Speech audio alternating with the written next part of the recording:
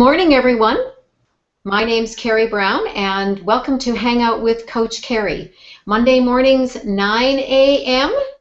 You can watch us live on my website or on Google Hangouts, or you can watch past recordings of all of my episodes at hangoutwithcoachkerry.com.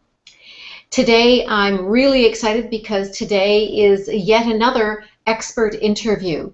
So today you're not just going to be hearing from me, but you're going to be hearing from my expert, bringing you tips and strategies to make your business life and life more successful. So if you're an entrepreneur, a small business owner, a solo entrepreneur, and you're building your business maybe off of your kitchen table, maybe off of the desk in your guest bedroom, maybe in a corner in your family room, likely you're a female entrepreneur, then this episode is absolutely for you. It's all about how to avoid burnout. It's about how to be able to thrive in your business and have a perfect balance between that and your personal life. So you've got to stay to the very end because there's going to be some great tips, and you're going to want to find out how to connect with my expert today, and we'll have that all at the end of this episode. So let me just read you her illustrious bio, and then I'm going to welcome her to tell you more about herself. So Dr. Leonaura Rhodes, she's the founder of Neurofeedback Coach. And Dr. Rhodes is a resident of New Canaan, Connecticut, a UK-trained physician, and you'll hear by her accent. So for those of you who are from the UK, you'll recognize that. She is a health and happiness coach for mums, and she's the author of Beyond Soccer Mom, Strategies for a Fabulous Balanced Life. She's also a neuroscience expert. She's a speaker and host of the Busy Mom Show, and not least, she is herself a very involved soccer mom as well. So welcome, Dr. Leonaura. Thank you, Kerry. I'm so glad to be here. Well, I'm thrilled that you could be here. And here we've got virtually the opposite ends of North America. I'm on the very, very, very, very west coast. You can't get any further west, on an island, Vancouver Island in the city of Victoria. And you are in Connecticut, so you are very much way on the other side of North America. That's right, yes. Yeah. Now, did I pronounce the name of your town right? It's New Canaan. New Canaan. Okay, yes. New Canaan. Yeah. Well, then I apologize to all of those people that I misspelt it. So, Dr. Leonaura, before I ask you some really key questions, I think I want to maybe just have you fill in the readers a little bit more on your background and how you got to where you are today. Yes, so I began my career as a physician in the UK. I trained in hospital medicine, then I went into general practice, and then I went into public health medicine. And I had finally found my niche when I got into public health medicine. I loved it. And then I had my first son, and he was very seriously ill and nearly died. And so I was kind of forced to make a very difficult decision and gave up my career, or rather took a career break. And then my second son came along, and he was even sicker than my first. So at that stage, I said to my employers, who had very kindly kept my job open for me, I'm going to need to take a longer career break than I had originally thought. So I am not very good at just being a housewife, I'm afraid. So during the time when I was caring for my two sons, I trained as a counselor and then as a coach. And I worked with families with special needs children for a couple of years, coaching parents on how to reduce stress and how to kind of come to terms with what they were going through. And then I returned to medicine as a developmental pediatrician, so I was caring for children with autism, ADHD, learning disabilities. And then my husband said, how do you fancy moving to the US? So we moved to the US 5 years ago. And I didn't work for 6 months, and then I decided I really needed to do something. So I trained to do a therapy called neurofeedback, and I ran a practice for a couple of years doing neurofeedback therapy. But what I enjoyed most of all was coaching the parents. And so I then had a forced career break due to my immigration status, and during that time, I had a really good think about what I wanted to do, and I decided I wanted to focus on coaching parents, particularly mothers, because I am a mother and I know that community best of all. And about 2 years ago, I decided that I wanted to bring my work to even more people, and so I wrote a book called Beyond Soccer Mum, and I've got a copy to show you there. And yay, congratulations. Thank you, thank you. Yeah, and it's really the best of what I've learned as a physician, coach, neurotherapist, and most of all, busy mother, actually. You know, you gain so much experience as a mother. And it's a guide on how to help women get really clear about what they want from life and what will make them feel happy and healthy and feel really good about themselves, and then a very strategic guide on how to get what they want. So that's where I'm up to now. Yeah, that's great. Yeah. So then moving right into the meat of this episode, which, as you know, that most of the people who are going to be watching this are going to be female solo entrepreneurs or women like yourself who've taken a career break and are trying to decide, you know, what's next for them. What do they need to know about burnout? What are the important sort of pieces about burnout that they need to understand? Yeah. Well, first to say burnout is extremely common in entrepreneurs in general, but I think particularly in women.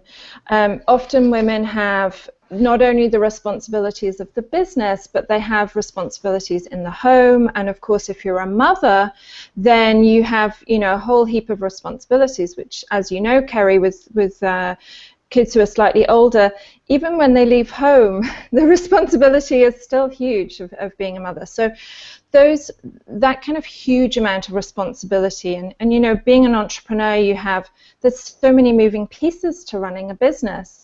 It can be very, very overwhelming. And burnout really comes from chronic stress, and chronic stress leading to health problems too. And so in chronic stress, I've got a list because it's a long, long list of symptoms to tell you about that are kind of signs that somebody may be suffering from chronic stress. So things like overreacting to stressful events. So, you know, when you the smallest thing happens that normally you wouldn't respond to, and you may end up crying or shouting or just getting upset about something that really isn't that major. That's one sign that you're heading for a burnout. Panic, exhaustion, headaches, a lot of physical symptoms like muscle pain, kind of strange aches and pains, chest pain, fatigue, stomach upset, sleep problems, anxiety, depression. Social withdrawal is quite common. I know I've worked with a lot of women who, you know, when things are really getting on top of them, when they should be reaching out for their friends to ask for support, they become withdrawn because they can't kind of cope with another thing. Lack of motivation and focus, irritability, anger, and a major thing is underperformance. And the trouble with that is that then leads to a vicious cycle, because when you're underperforming, you get even more stressed about life and about your business and why it's not doing well. So burnout is extremely common, as I said, and it's really, really bad for you. And it's very important to know that it's potentially there, coming up, and to do things about it to prevent it, because once it's started, it's really hard to overcome it and stop it. It's like a runaway train. It's best to set things in place before you get to that stage to prevent it, rather than dealing with it once it happens. Wow. Okay. So for our audience, then, you touched briefly that burnout happens because of stress, but tell us a little bit more about some of the potential causes of burnout, then, or at least so that they can prepare for them. As you said, it's best if you can prepare ahead of time.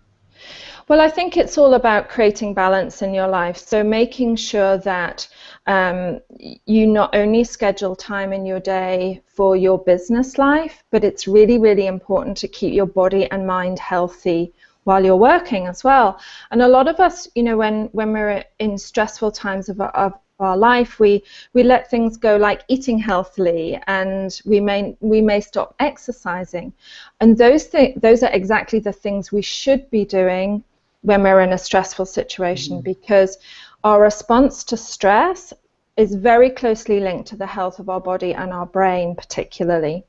And our brain is like a sports car. It needs good fuel, and it needs good parts, and it needs to have it needs to be exercised regularly.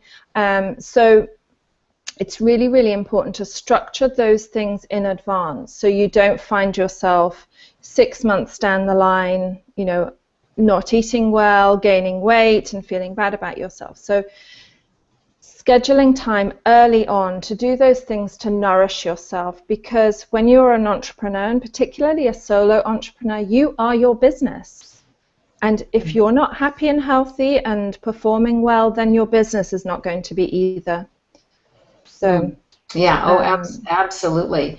So yeah. one of the things that you mentioned first off was that identifying the signs. So you gave the list of all of the various things that are there, and you talk about having sort of some balance. Well, what are some other really good strategies? Let's say maybe 3 strategies that the mom who's the entrepreneur, she's she's highly motivated because she's got a gift that she wants to bring out into the world, her story, her expertise, and she's starting to see some of these signs. What are maybe 3 top strategies you would highly recommend? So in my book and when I coach women, I teach a 3-step process for managing stress.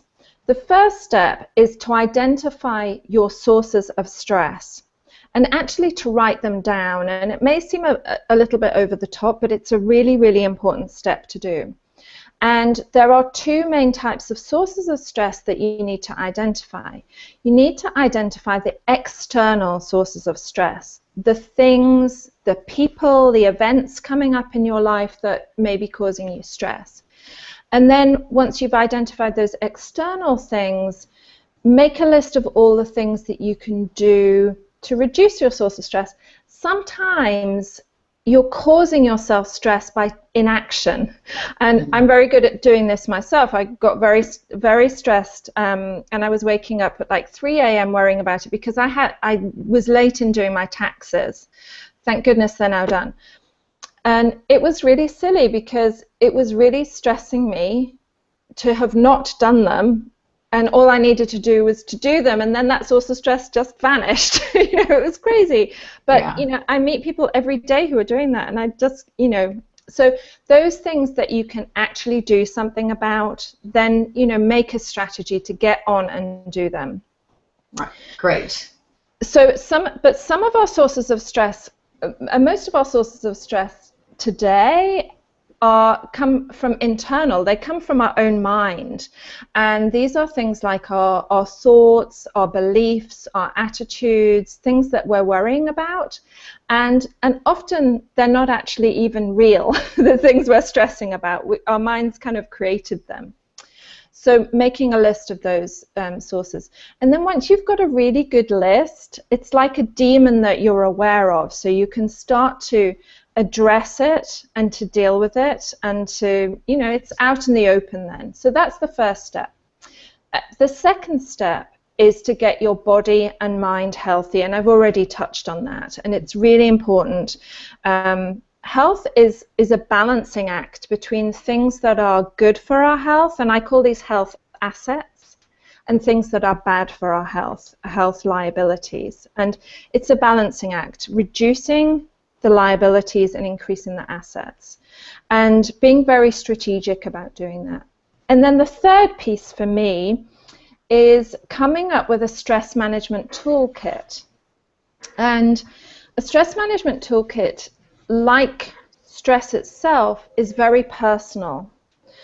For one person, they may find going for a walk in the woods relieves their stress. For somebody else, it might be meditation. Somebody else, it might be going to the movies. So coming up with a list of several things that work for you to reduce your stress, and making a list of them and keeping that list somewhere, because when we become stressed, we kind of lose sight of those things we need to be doing. And why is that? Yeah. Why do we lose sight of those things when we're under stress? So, I mean, the way stress works in our body and our mind and our brain, it goes back to when we were cave people. And it was the fight and flight response. It was the survival instinct that we had when we were in a situation that was life and death. And unfortunately, our brains and bodies are still wired exactly the same as cave people. and unfortunately, when we go into fight and flight, it's about survival. And we kind of, unfortunately, the more sensible parts of our brain shut down when we're in that situation. And we become like a cornered animal fighting for our survival when we're in that situation. So often good sense goes out of the window, and we find ourselves doing things that, in a more rational moment, we would have said that's really not a good idea. Like, eating a packet of cookies, or, neglecting exercising, that kind of thing. Right. Or avoiding doing our taxes, even though we know that it will reduce our stress. Totally. And that's what stress does to us. It makes us not act particularly rationally. And so if when you're in a non-stressful situation, you have everything in place so that you know what works for you. When you get into that crazy irrational time, then you have something that you can go to and say, why haven't I meditated today? Or I should just go and taking a walk in the woods is really good for me. I should just make 10 minutes to go and do that today. So, having that ready, and I call it a toolkit because it's something that you have ready for when you need it. So. Wow. Yeah. Well, that's great because, as you said, it's very personal. I was just, in fact, last night speaking to someone who was under an amazing amount of stress and has typically always meditated as a stress preventer, I guess, yes. Burnout preventer. And what happened, because so much was coming at this person so fast, that they had stopped meditating. Yes. So the very fact, the thing that kept them burnout free, basically, and stress managed really well, was a thing that they weren't doing because of the fact that they had so much stuff coming at them. I know. Yeah. So it seems irrational, and is what you've pointed out, which I hadn't really realized, is that stress causes us to not think rationally anymore, or we actually think irrationally. That's right. Excellent point. And it's really interesting. I teach meditation. I have a free meditation program on my website. People who are very, very stressed is not a good time to start meditating. When you're very, very stressed, your brain is chronically over-aroused, and it's kind of the opposite of the meditative state.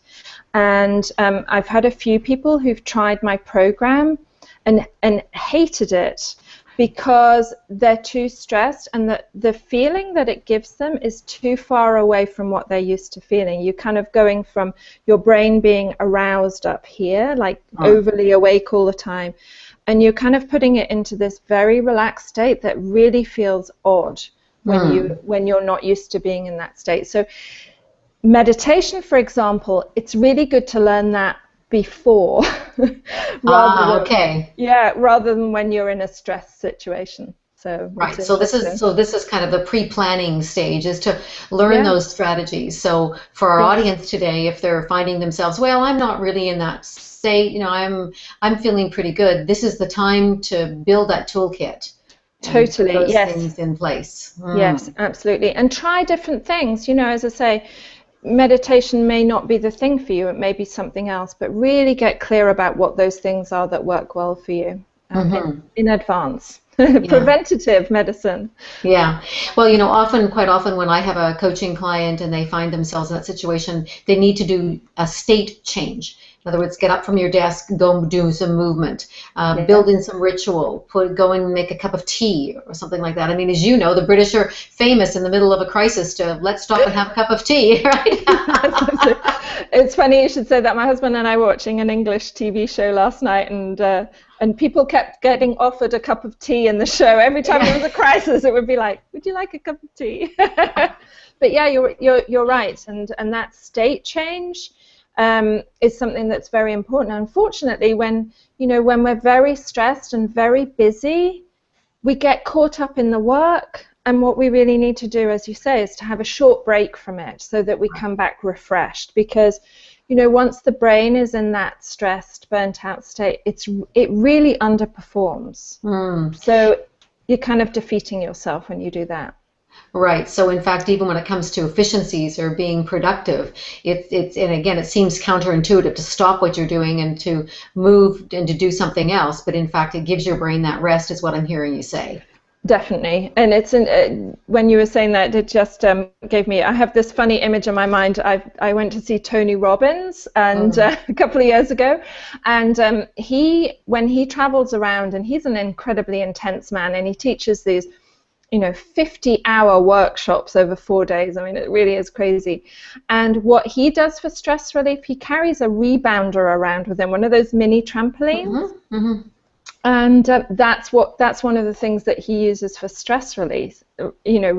And so I have this funny image in my mind of this enormous man, this giant of a man jumping up and down on a rebounder to relieve his stress. So, whatever. Well, in fact, even how you and I met was at Brendan Burchard's Experts Academy. And Brendan, when he comes out, yes, it helps bring the crowd in terms of energy with all his clapping and jumping, but I'm certain that's a stress reliever for him too. Totally, absolutely. Get that adrenaline out of your system. And as I say, if it's dancing or whatever it is for you, listening to loud music, or singing in the car, whatever. Just do it. Do those things every day to just bring the stress level down, because it's really counterproductive to ignore it. So I have a suspicion that some of our audience are saying, well, it all sounds very nice about work-life balance, but how do you actually do that? I mean, how do you mean you are a mom, you have you have two children that required a lot of care, and you've got a busy business, and you're all of those kinds of things. So you've experienced, I'm assuming, that place where you're thinking, how do I put this balance in? And I have this notion, and correct me if I'm wrong, because I have this. I think we've taught people that balance is supposed to be this absolute equal weighting of things, where really, because of course we think of a scale being balanced, that's the way it would be.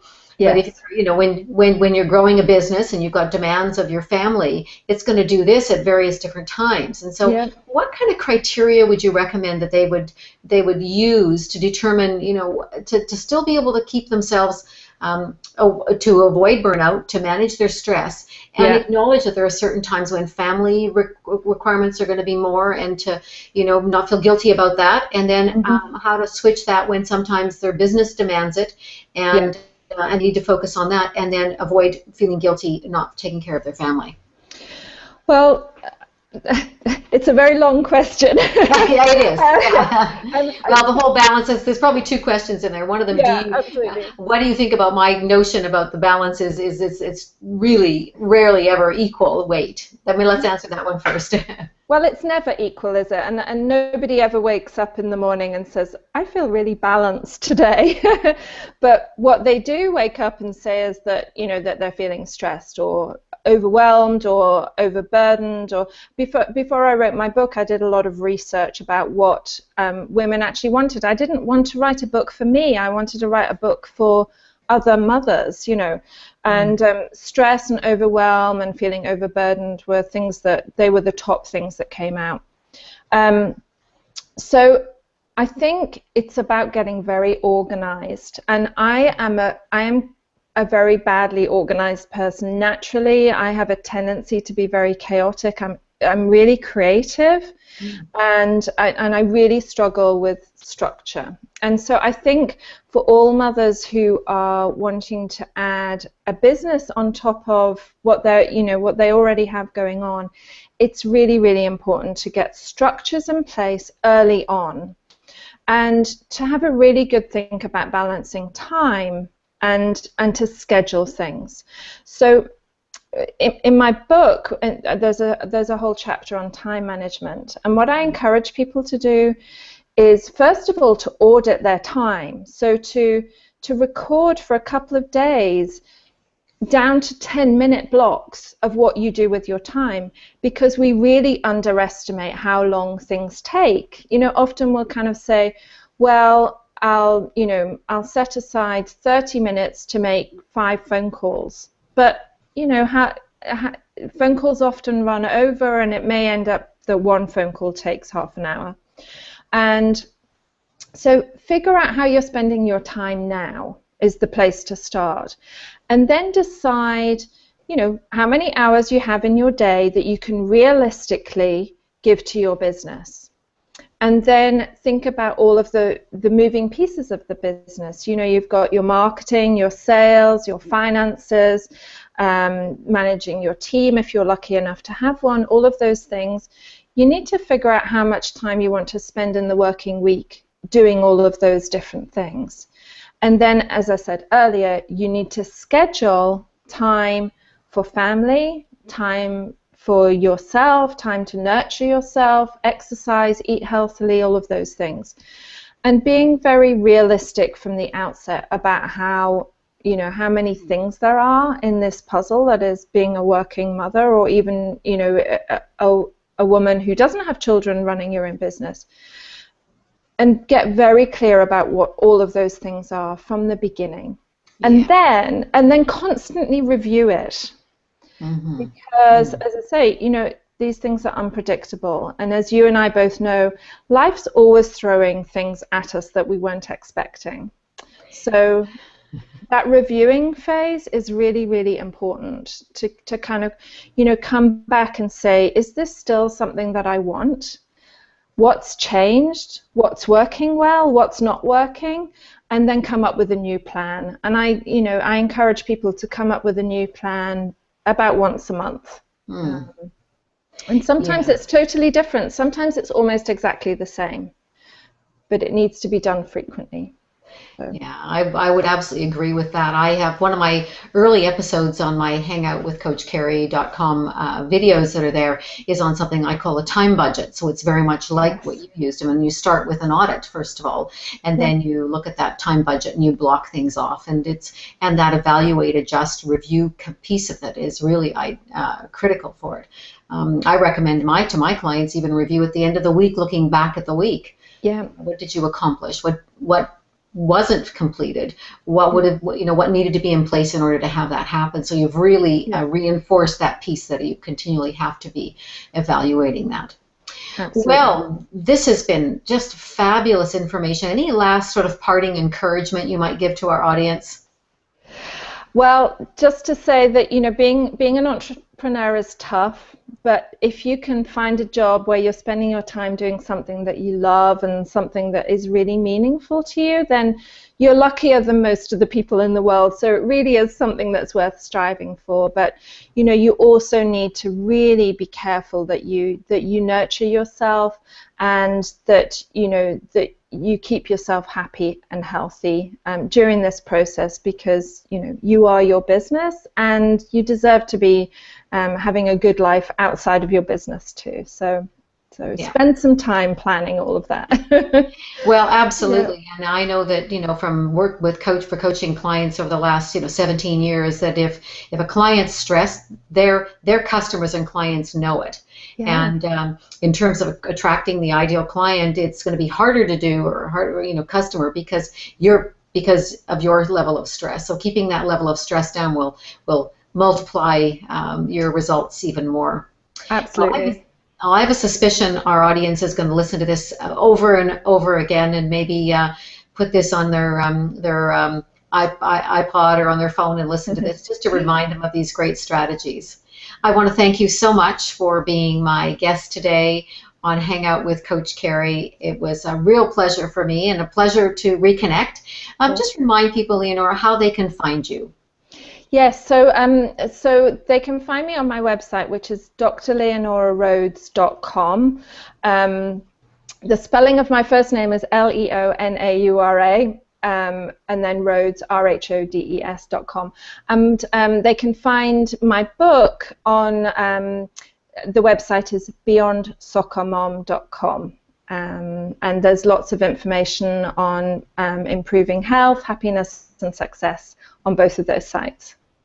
Great, excellent. Yes. Well, maybe I might ask you to come back again. We might even do a deeper dive into one of these particular pieces that might be really good for the audience here. So once again, thank you very much. And again, to remind everyone that 9 a.m. Monday mornings on Hangout with Coach Kerry, you can watch live or go to hangoutwithcoachkerry.com, and there you can see past episodes of all different topics and strategies to help you be more successful, thrive, and enjoy your business and your life together. So thank you very much for your time today, everyone, and have an amazing week. Bye-bye.